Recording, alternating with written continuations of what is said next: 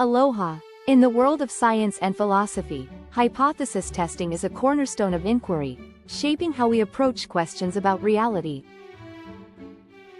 At its core, hypothesis testing involves comparing two competing statements. The null hypothesis, which assumes no effect or no relationship, and the alternate hypothesis, which asserts the existence of an effect or relationship. This framework not only guides scientific research but also underpins how we critically evaluate claims in our daily lives. American skeptic Michael Shermer famously employed null hypothesis testing to question extraordinary and supernatural claims. Consider the example of a psychic who claims to foresee the color of a card randomly drawn from a deck. The default position, the null hypothesis, should be that extrasensory perception, also known as ESP, does not exist. The burden of proof lies with the psychic to provide compelling evidence. Similarly, if someone claims UFOs and aliens have visited Earth, the default position is disbelief until strong evidence is presented. This principle aligns with the legal maxim of presumed innocent until proven guilty, where strong claims, such as a suspect committing a crime or the deep state running a conspiracy, require undeniable evidence. This also aligns with the principle articulated by science communicator Carl Sagan in 1979: extraordinary claims require extraordinary evidence. Shermer extends this reasoning to the realm of religion and cosmology. Why is there something rather than nothing? This question is known as the fundamental question of metaphysics. Throughout history, many philosophers and physicists, including Leibniz, Wittgenstein, and Heidegger, tried to address this question. But Shermer asserted that this is the wrong question. Why is there a universe? Why do we exist? Theists argue that God existed before the universe and created it out of nothing. Shermer challenges the theist position by questioning the classical question: why is there anything at all? Drawing on physics, he suggests that something may actually be more stable than nothing. From this perspective, the default position, or null hypothesis, is to assume that the universe's existence does not require divine intervention unless strong evidence supports such a claim.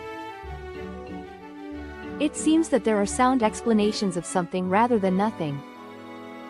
Cosmologist Sean Carroll offers this explanation: the universe might be part of an endless cycle of expansions and contractions, negating the need for a divine beginning.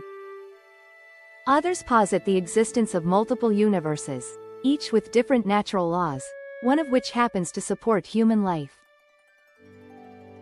Some theists may question where the multiple universe came from. Shermer counters this objection by noting that while scientists cannot yet explain the origin of these hypothetical multiverses, theologians also cannot explain the origin of God. This raises a critical question: what constitutes an extraordinary claim?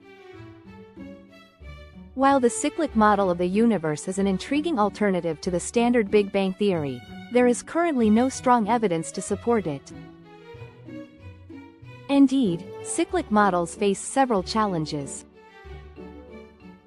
First, the second law of thermodynamics suggests that entropy would increase with each cycle, making successive cycles longer and larger. Further, current observational data does not strongly favor cyclic models over the standard Big Bang theory. While the idea of multiverse has gained traction among some scientists, it's important to note that there is currently no strong empirical evidence to support the existence of a multiverse. In 2015, an astrophysicist claimed to have found a signal in the cosmic radiation spectrum that could potentially indicate the existence of a parallel universe. However, this suggestion remains controversial and unconfirmed.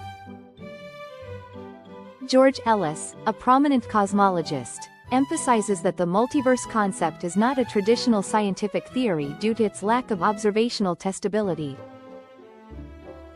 He argues that while it is valuable for scientific speculation, it should be recognized as such rather than established fact.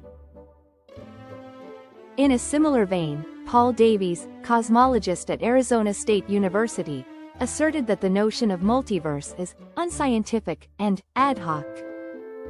By Shermer's logic, the notion of boom and bust cycles of the universe or multiple universes is itself profound and extraordinary.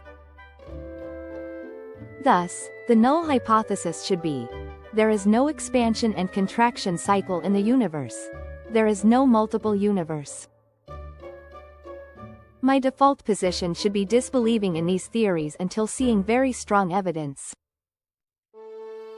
In this sense, skepticism should apply universally, whether addressing religious or scientific propositions. The exercise of determining the default position in hypothesis testing reveals its complexity. It demands careful consideration of what constitutes a reasonable starting point in the absence of evidence. While the null hypothesis serves as a tool for critical inquiry, it also reflects our assumptions about the world, which can vary across disciplines and perspectives. I do not intend to promote any specific religious or scientific worldview, but rather to emphasize the challenge of selecting a default position in hypothesis testing. Whether applied to ESP, cosmology, or the existence of God, the null hypothesis invites us to remain open-minded yet grounded in evidence, a delicate balance at the heart of rational thought. I hope this video can give you something, rather than nothing. Thank you for watching.